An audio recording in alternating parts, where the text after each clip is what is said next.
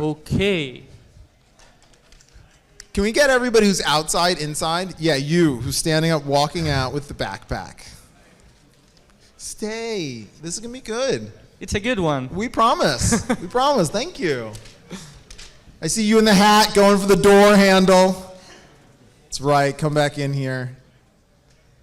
Okay. I think we can start things and people will be joining, I guess. For the people that's here, I guess this is an interesting topic. We've been talking all day long about the trade-offs with decentralization, centralization, how to navigate this spectrum, right? So we're talking about stacks, operations, the technical layer, but also human coordination at the end. So I just want to give the opportunity to the panelists for a quick intro, and what it's also important is to know what are their lenses, where are they looking at when they look at decentralization and what they think decentralization is. So I pass it to Matt here. Thank you. My name is Mateusz. I lead the governance team over at the Arbitrum Foundation. I've been in this space for over 11 years now, and governance, or what has become governance, is something that has gotten me into the space in the first place.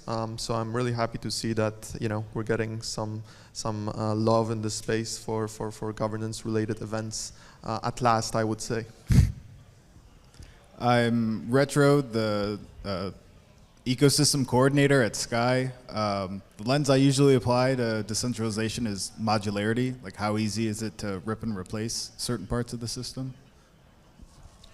Dennison, co-founder and CEO at Tally. I think decentralization for us means a lot of different things, and I think maybe it's probably very different than what the market thinks it might be or what the government thinks it might be. Something that I've thought a lot about lately is, can we have decentralized organizations without state charters, which is a pretty kind of like a hot topic idea, but maybe worth digging into. Hey everyone, or the few of you here. I'm Ivan, I'm the tokenomics lead at Aragon, and I think the lens we'll look through at decentralization is like, can on-chain assets be a viable asset class? And like is decentralization functionally useful to tokens being a viable asset class?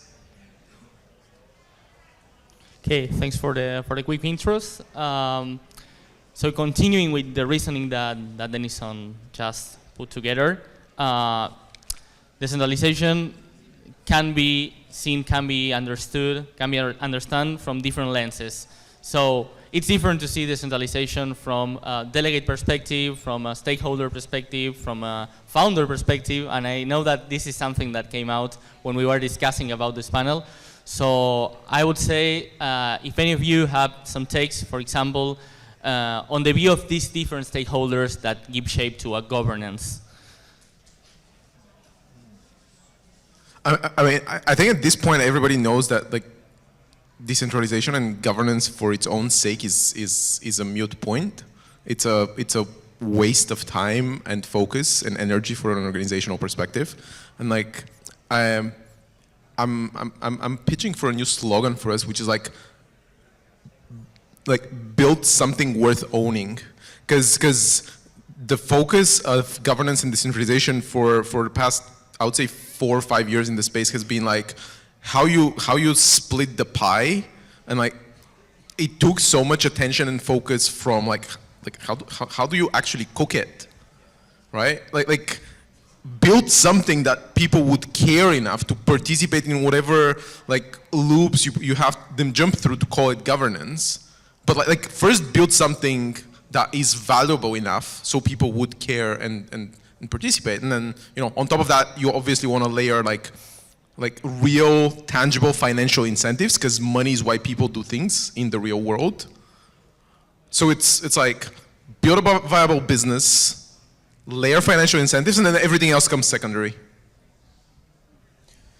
Building on what Ivan said, I think governance is only really possible when you have a protocol or a treasury to govern.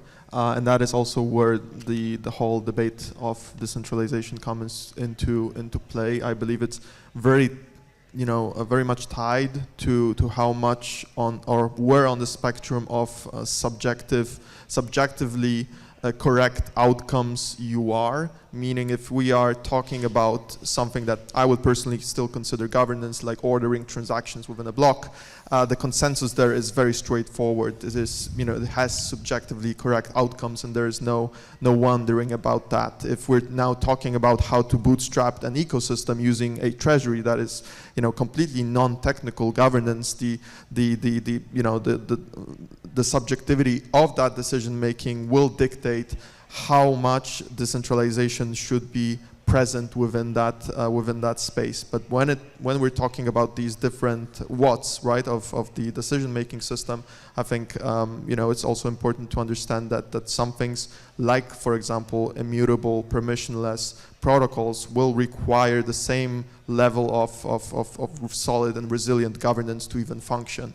Whereas if we're talking about subjective treasuries, well then it's more about finding the so-called wisdom of the crowd and seeing the expertise in every participant's mind come together and create good positive outcomes. Has the wisdom of the crowd ever created good positive outcomes? Because I would push back really hard on that one. Please do. That's what we're here for. I would say the whole history of humanity, as it concerns the democratic decision-making process, has been an exercise in that. And you could argue that at times it wasn't perfect, it was far from perfect, and it has led to tyrannies. But there are instances in our history that say it is valuable, right? And there is actual value in what Aristotle in Politics described as a feast being better funded out of many pockets rather than one. Like, you can have a space of decision makers where the expertise of them comes together in different shapes and sizes than if you were just to rely on even one insanely good expert. I think it's actually interesting to look back at the history of the corporation to sort of divine a little bit of wisdom here. And it's really interesting when you look at before the creation of the sort of joint stock corporation, you had partnerships. And it's kind of interesting that one of the things we've dealt with over the past 4 years is being targeted as a general partnership, right? And there was a period of time when general partnerships were the preferred form of organizing human capital and labor, because the theory was that if you had these joint stock corporations or these organizations where there are many owners and many participants, you would get a problem of lack of participation and poor participation, right? In the days before we had state charters for the corporation, general partnerships, basically, if you messed up, the king would take your house and maybe your life and all your stuff, and all of you guys would go down with whatever mess up one of you made. So the partnership was preferred because you knew that you were bound by the outcome of your decisions. Thus, you had aligned incentives, and that's why also partnerships were rather small, right? You're only going to trust a certain number of people, and you really want them to have this skin in the game, which would be, unlimited liability. And the common belief at the time was that corporations, joint stock corporations, and I would extend that and say DAOs, would lead to a world where you had low participation and the participants didn't have enough ownership in it to really care. Which is really, I think, very instructive for what actually happened, right, with a lot of organizations. I think one of the largest complaints in the past 4 years is that you have this low participation, you have this lack of incentive alignment, you have this lack of a material link to what participation looks like. And I think when we think about DAOs today, this is something I was talking to someone just a few moments ago, we're kind of in this weird interspace moment where DAOs are struggling to be a corporation of some kind, and the originators of many of the DAOs are struggling with the DAOs and their own corporate entity, right? Because many of DAOs were created as a way of kind of creating a new space for this token to exist and potentially capture some sort of value without having this like liability issue. It's called regulatory arbitrage. Don't beat around the bush. I'm beating around the bush here. Regulatory arbitrage, we never did regulatory arbitrage, never. And so I think that's like a pretty important thing. Like, yes, it is important that we govern something like the on-chain that's a protocol. Yes, it's important that we think through how these structures work. But I would actually pose a kind of question to the panel around like the long-term longevity of DAOs as we see it, right? Like, why aren't public corporations DAOs? In fact, if you really look at how most DAOs operate today, they look exactly like how Tesla is operated. They had a big vote on whether or not to give Elon Musk a $1 trillion pay package. That looks exactly like what a DAO would look like, right? Have we been calling them DAOs, but really they've just been corporations the whole time? Yes. All right, that was easy. We're done here. I think everybody here raises really good points, but going back to Ivan's, that's probably where I would ground myself.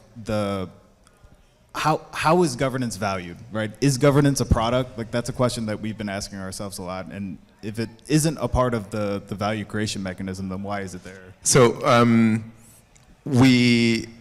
I had this conversation with a few people in Optimism in like 2022, and in their most recent state of the evolution of Optimism they published, it basically crystallized that like the value of governance, aside from cash flow and like the stuff that we avoid because it lands in like a securities zone, right? Like the pure value of governance over infrastructure is capture resistance. And it's actually a function of how, like, I want to have enough of a say into how this infrastructure evolves, so no other party can change the infrastructure in a way that benefits them over me.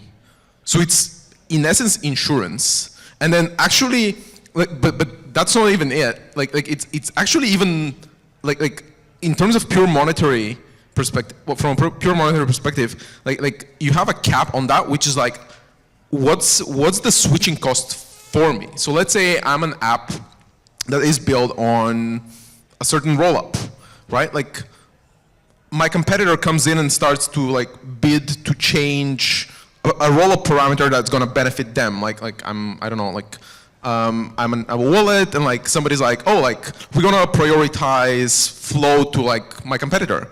Then I want to block this, right? So I need enough voting power to be able to block this decision. But that matters only if for me the switching cost is high enough so I would actually care, right? If the switching cost for me is low, I'll just swap out for another infrastructure provider and be like, good luck, right? So that's the value from like the most logical path from governance rights to like financially quantifiable value that doesn't require a lot of like hypothetical nation state dynamics of like what coulda, shoulda, woulda. Like if you have to draw a straight line, and we know that capital allocators have a pretty short attention span, you want to drive a straight line of like, why is this valuable? That's the most straightforward answer. Can I push back on that just a little bit? I think like, optimism I think is a good example there. I think a lot of people talk about like capture resistance, and that's the point of decentralization. But I would like to flip that around a little bit, because a lot of the argument is just like, we need capture resistance so someone doesn't come and do something that I don't want them to do.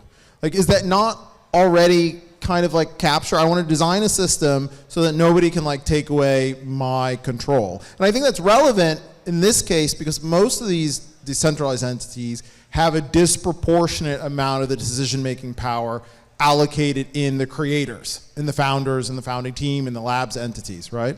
And what they're looking for, and this is maybe a spicy take, what they're looking for is a system where there's decision-making that's not threatening. And if they were truly corporations, then that would be a lot of a clearer line. right? They would be like, I'm the owner, I'm Zuckerberg, I have 52%, like, this is how it is, you're on the boat or you're not.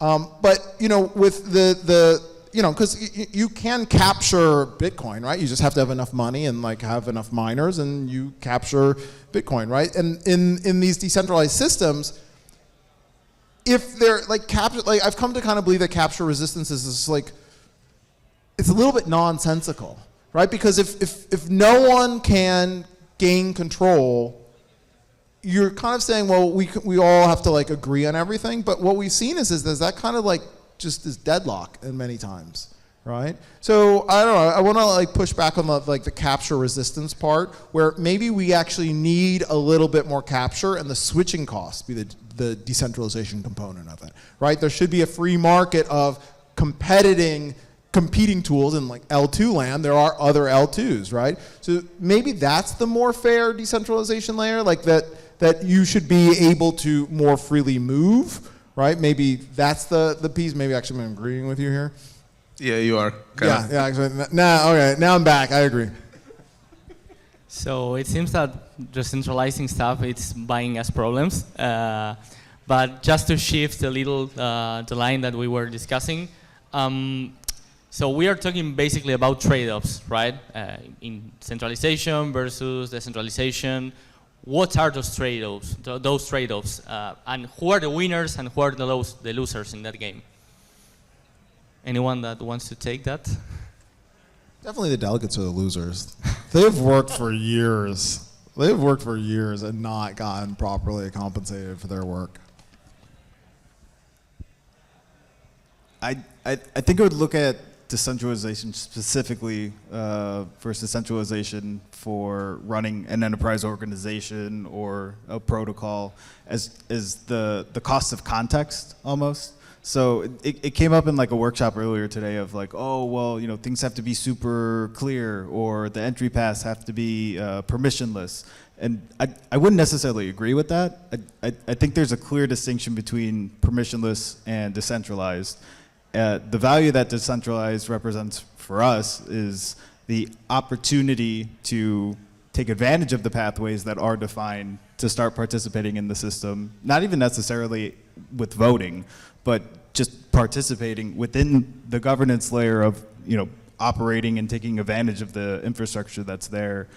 When it's more centralized, the opportunities are potentially just as fuzzy or just as unclear as the centralized systems, but the value of that is not necessarily having the opportunity to make an impact, to change the rules to somebody's preference or not, but it's to just know that the infrastructure there is, again, like modular, where one part of the system isn't going to fail and take down all the work that you're investing in. It's intended to be replaceable, or it's intended to have some competition around it. So if something better does come along, depending on if it's a weekly voting cycle, an annual voting cycle, it's able to take advantage of the growth of the market or the growth of the participants that are interested in it, and establish somewhat of a baseline from the incumbent to say, hey, we are better than this, let's put in the effort to take advantage of the opportunity then.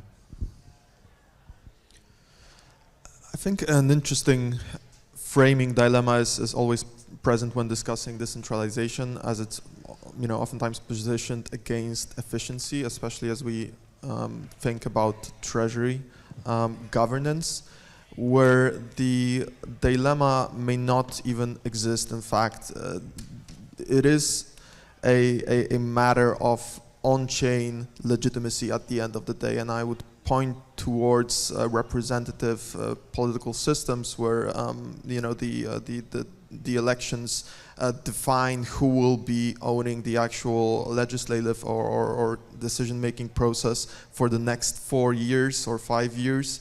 And during that time, there is very little recourse for citizens to take the power back, to redirect the decision-making power. This is not the case in truly on-chain permissionless governance, right? We are building systems where the electorate has potentially at any point in time checks and balances over the entities that it does legitimize and it does empower to conduct daily operations. And so the underlying legitimization of these decisions and those entities comes from the token holder. I'm obviously referring to very specific on-chain token holder based governance. There are different models, but I think this is the one that we understand as the DAO model. And so in that, the legitimization can remain, and it can enjoy certain checks and balances throughout the duration of that legitimized entity's existence. So that's a really good point, because we're talking about not only designs of governance, but a technology that allows to experiment and to create new layers of governance, new ways to experiment and participate, right? So I will go with the following question. Let's get into the map, right? What have we learned about like real DAOs? Let's talk about specific cases and what works, what doesn't work, and is there that, talking like in real cases, is there something that shouldn't be decentralized at all when we talk about current operations between different DAOs? I would say like execution of specific tasks can't really be meaningfully decentralized in a productive way. In a lot of cases, and one of the problems that we ran into with DAOs is like there is a difference between like high-level decision making, where potentially like legitimacy plays a role and blah blah blah, but like there is like, oh, you know, somebody proposes something and it's like, we should do this, and like I can do it, and then somebody else comes in and is like, no, I can do it, and you start mixing stuff which is like what should be done and who should do it, right? So and that's not governance, that's operations. Right? So I think on the operational level, and like Sky is moving in this direction of like what needs to be done is defined. Vendors bid, you pick one vendor, and that's like that's it. You don't try to like break everything. And there were like a lot of cases where like 3 teams are kind of competing. They're like, you have like 3 teams that are funded for like growth and marketing. I'm like in most of your cases, your product doesn't need more than 3 people. You have 3 teams that are funded in parallel just so that you appear more decentralized. So I would say like execution is something that uniquely probably doesn't need to be decentralized on a granular level. And also like on things that probably should be more decentralized. We had a chat with Retro like a few years back where it was like, you know, like Maker at the time, they had this like very complex like you know, like delegate blah blah blah blah blah, and at the end you arrive at an executable payload. There are like 3 people who can actually validate whether the proposal the delegates spent months arguing about matches the actual instructions that go on chain, and it's like the rest of it doesn't matter because these 3 people are the breaking point. And like all the rest is like, okay, yeah, let's have like a cool thing and like talk about like how politics translates on chain and all that. Like no, like you're not decentralized because you have a very clearly identified breaking point, which makes everything else sort of futile. I think it also depends a lot on what success is supposed to be, and this might be a bad take or a negative take, and I'm not saying it's my opinion or the opinion of my company or any of that, but DAOs have been incredibly successful in the past 4 years. When you measure it by founders who went to jail for innovating, right? And when we think about it like that, DAOs, fuck yeah, kicked it out of the park, right? Like, who went to jail, right? I would push back here. How many people that should have gone to jail went to jail? Because like, yeah, like it's a very good structure to avoid consequence. I don't think that's a net positive for the space or the world. No, but I think it's important to think about like what DAOs served in the interim 4 years under the Gensler administration, right? It allowed for continued human innovation with some protection from a hostile state, right? Which is not, I would argue, that's not what DAOs were supposed to be in 2014, 2015, 2016, right? It's what they became out of necessity, right? But it's not what it was really intended to be, in my opinion, right? It was just like, oh, people started to use this structure, use this concept, use this idea as a solution to a very particular problem at the time. And a lot of the, a lot of the ills that did come out of the DAO space in the 4 years that we complain about are kind of a reflection of this like original sin or this original like seed of like cancer in the application of this idea. Because what we originally were building, I think, was very, very beautiful, right? Like at some point in time, we were like, had green leaves all over here, and we were picturing a future garden, and like, we're all happy, But I think the application of this concept was used in such a way that sort of like dominated what we now think of as DAOs being able to do. And it's kind of corrupted, in my opinion, the sort of like the vision and the integrity and the application. So yeah, sorry, you were going to say something? Nah. Okay. Sorry for that. I was going to say that we witnessed how this last year legal wrappers were a thing, right? And it goes like by the hand what you were saying, right? The market conditions and the regulatory environment are shaping governance or the way we do governance. So do you think that in the next few years we will see like more, like, and also bringing what he mentioned a couple of minutes ago, like splitting the execution layer from the decision making? Will we see like more ways, different ways of organization, such as the Arbitrum operations company, the central operations company? How that's going to move forward in the next few years? I believe this goes back to what Ivan said about day-to-day operations not being necessarily the best to be covered by a DAO. Decision making by a committee does not work when we're talking about a $3,000 grant to do YouTube videos, which is an actual proposal that I saw in one of the leading L1s that was posted right after like a fundamental shift in the direction of the protocol that would impact it for 10 years ahead. And it used the exact same governance mechanism, the exact same people voted on it and were involved in that decision making, which I believe is fundamentally flawed. And that, as I was mentioning before, you need to have mechanisms for legitimization that allow companies and wrappers to take up day-to-day operations and execution and execute on behalf of the actual decision makers. So as long as it all rolls back to the actual on-chain layer of permissionless, on-chain executable, decentralized governance, I think there is a ton of experimentation that DAOs have been going through in the recent years and will be going through in the coming years as well.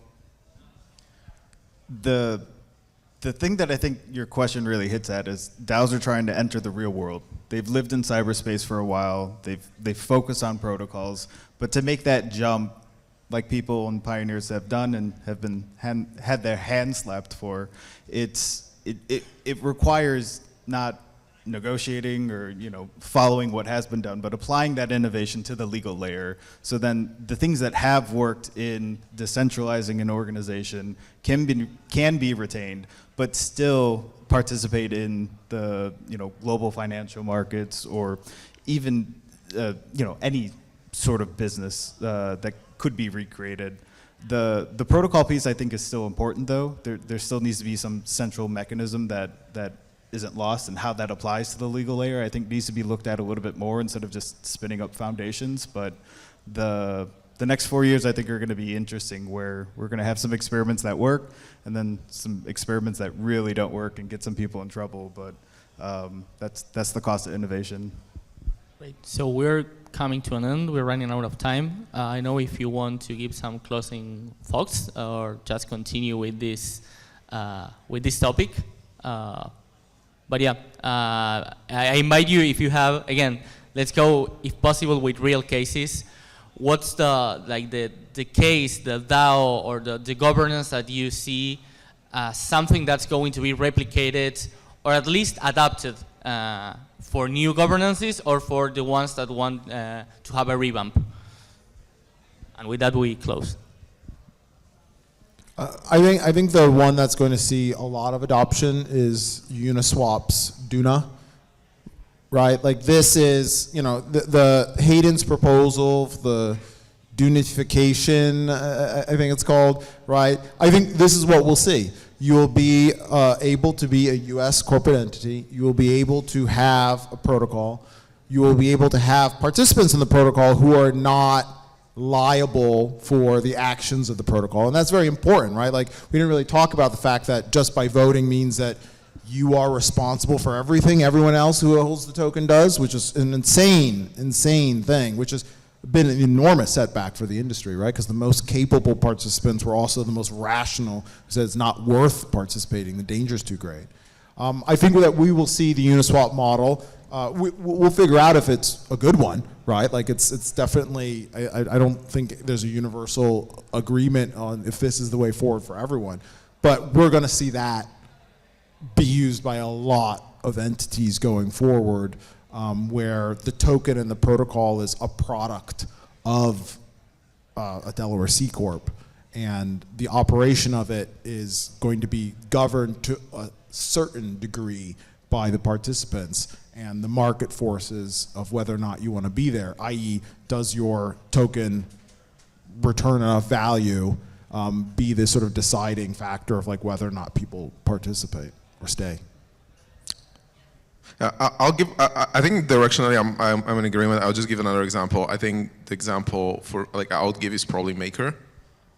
I think and that's going to be driven by hopefully the market, as they call it, the revenue meta, which is called like business that makes sense. So in essence, structures that are able to create value, capture it, and return excess capital to those who've invested and supported that entity's existence are the ones that are going to dominate in the coming years, because like nothing else is going to get funding, and like that's going to be a focal point of like you know, people should build something worth owning. I probably wouldn't be doing my job if I didn't say that the future of, I think, DAOs and what we're trying to build is alignment. So within the central governance, it's very simple, right? And locked down, to your point about the cost of potentially switching or governance attacks. It's just going to be made impossible. So those problems are solved, and then where we push the innovation and the chaos and the experimentation is going to be in isolated pockets. So then, again, in terms of decentralization, the core revenue, the core machine, the core monster is fine. And then if, you know, part of the ecosystem fails, well, at least everybody learns from that. But at the end of the day, it's effectively one purpose within one segment of token holders, which is, grow the revenue and allocate. Stop DAOs. Stars or agents. Okay. Think we're good then. Thanks for the insights. I'm a huge fan of all of you, so thanks for being here. And that's all for today, but for this panel. Thank you all. Thanks. Thank you. Thank you.